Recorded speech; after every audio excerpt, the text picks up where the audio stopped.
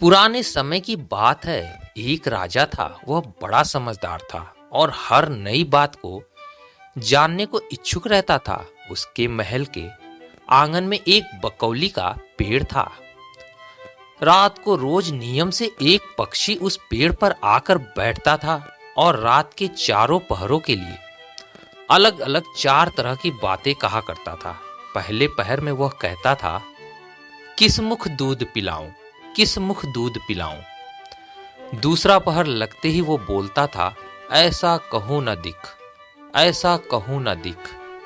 जब तीसरा पहर आता तो वो कहने लगता था, अब हम करबू का, अब हम करबू का। जब चौथा पहर शुरू होने लगता तो वो कहता था, सब बम्मन मर जाए, सब बम्मन मर जाए। राजा रोज रात को जागकर पक्षी के मुख से चारों पहरों की चार अलग अलग बातें सुनते थे और सोचते थे, पक्षी कहता क्या है, पर उनकी समझ में कुछ नहीं आता था। राजा की चिंता बढ़ती ही जा रही थी।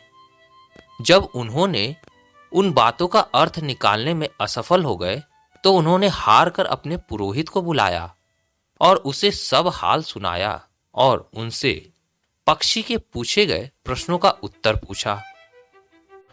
पुरोहित भी एक साथ उत्तर नहीं दे सके। उन्होंने कुछ समय की मोहलत मांगी। चिंतित होकर अपने घर आ गए। उनके सिर में राजा के द्वारा पूछी गई चारों बातें बराबर चक्कर काट रही थी। वो बहुत परेशान हो गए और सोचने लगे। फिर भी जब उन्हें कोई जवाब नहीं सूझा तो एक किनारे जाकर बैठ गए। अपने पति को ऐसे हैरान परेशान देखकर ब्राह्मणी ने पूछा, क्या बात है, तुम आज इतने परेशान क्यों दिख रहे हो? मुझे बताओ क्या बात है। ब्राह्मण ने कहा, क्या बताऊं, एक बड़ी कठिन समस्या मेरे सामने आ खड़ी हुई है। राजा के महल में जो आंगन है वहां रोज रात को एक पक्षी आता है और चारों पहरों में नियत नियम से चार अलग अलग बातें कहता है। राजा पक्षी की उन बातों का मतलब नहीं समझ पा रहे हैं तो उन्होंने मुझसे उनका मतलब पूछा, पर पक्षी की पहेली मेरी समझ में भी नहीं आ रही है। राजा को जाकर क्या जवाब दूं, इसी उधेड़-बुन में लगा हुआ हूं। ब्राह्मणी बोली, पक्षी कहता क्या है, जरा मुझे तो सुनाओ। ब्राह्मण ने चारों पहरों की चारों बातों को कहकर सुनाया। सुनकर ब्राह्मणी बोली, यह कौन सी कठिन बात है, इसका उत्तर तो मैं दे सकती हूँ, चिंता मत करो। जाओ, जाकर राजा से कह दो कि पक्षी की बातों का मतलब मैं बताऊंगी। ब्राह्मण राजा के महल में गया और बोला, महाराज, आप जो पक्षी के प्रश्नों के उत्तर जानना चाहते हैं उनको मेरी स्त्री बता सकती है। पुरोहित की बात सुनकर राजा ने उसकी स्त्री को बुलाने के लिए पालकी भेजी। ब्राह्मणी आ गई। राजा रानी ने उसे आदर से बिठाया। रात हुई तो पहले पहर पक्षी बोला, किस मुख दूध पिलाऊं, किस मुख दूध पिलाऊं। राजा ने कहा, पंडिताइन सुन रही हो, पक्षी क्या बोलता है? वह बोली, हाँ महाराज, सुन रही हूं।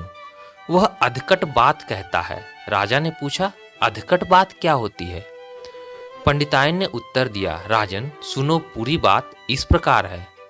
लंका में रावण भयो 20 भुजा 10 शीस, माता ओकी जा कहे, किस मुख दूध पिलाऊं, किस मुख दूध पिलाऊं।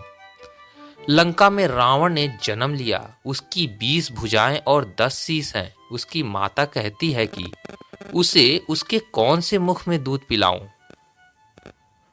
कि उसे उसके कौन से मुख से दूध पिलाऊं। राजा बोला, बहुत ठीक, बहुत बढ़िया, तुमने सही अर्थ लगा लिया। दूसरा पहर हुआ तो पक्षी कहने लगा, ऐसो कहूं ना दिख, ऐसो कहूं ना दिख। राजा बोला, पंडिताइन इसका क्या अर्थ है? पंडिताइन ने समझाया, महाराज सुनो, पक्षी बोलता है, घर जंब नवदीप बिना चिंता को आदमी, ऐसो कहूं न दिख, ऐसो कहूं न दिख। चारों दिशाओं सारी पृथ्वी 9 खंड सभी छान डालो, पर बिना चिंता का आदमी नहीं मिलेगा। मनुष्य को कोई ना कोई चिंता हर समय लगी ही रहती है। कहिए महाराज, सच है या नहीं? राजा बोला, तुम ठीक कहती हो। तीसरा पहर लगा तो पक्षी ने रोज की तरह अपनी बात को दोहराया, अब हम करबू का, अब हम करबू का। ब्राह्मणी राजा से बोली, महाराज इसका मर्म भी मैं आपको बतला देती हूँ, सुनिए। 5 वर्ष की कन्या 60 दई ब्याह, बैठी करम विसूरती, अब हम करबू का, अब हम करबू का। 5 वर्ष की कन्या को 60 वर्ष के बूढ़े के गले बांध दो तो बेचारी अपना कर्म पीट कर यही कहेगी, अब हम करबू का, अब हम करबू का। सही है ना महाराज? राजा बोला, पंडिताइन तुम्हारी यह बात भी सही लगी। चौथा पहर हुआ तो पक्षी ने चोंच खोली, सब बम्मन मर जाए, सब बम्मन मर जाए। तभी राजा ने ब्राह्मणी से कहा, सुनो पंडिताइन, पक्षी जो कुछ कह रहा है क्या वह उचित है? ब्राह्मणी मुस्कुराई और कहने लगी, महाराज मैंने तो पहले ही कहा था कि पक्षी अधकट बात कहता है। वह तो ऐसे सब ब्राह्मणों के मरने की बात कहता है। वेश्या संगत जो करे, सूरा मांस जो खाए, बिना सपरे भोजन करे, वे सब बम्मन मर जाएं, वे सब बम्मन मर जाएं। जो ब्राह्मण वैश्या की संगति करते हैं, सूरा और मांस का सेवन करते हैं और बिना स्नान किए भोजन करते हैं, ऐसे सब ब्राह्मणों का मर जाना ही उचित है। जब बोलिए, पक्षी का कहना ठीक है या नहीं? राजा ने कहा, तुम्हारी चारों बातें 52 तोला पाव रत्ती ठीक लगी, तुम्हारी बुद्धि धन्य है। राजा रानी ने उसको बढ़िया कपड़े और गहने देकर मान सम्मान से विदा किया। अब पुरोहित का आदर भी राज दरबार में पहले से अधिक बढ़ गया था। तो दोस्तों, यह थी कहानी पंछी बोला 4 पहर। उम्मीद है कहानी आप लोग को पसंद आई हो। पसंद आई हो तो लाइक और सब्सक्राइब जरूर कीजिएगा दोस्तों। मिलते हैं अगली कहानी में, तब तक के लिए धन्यवाद।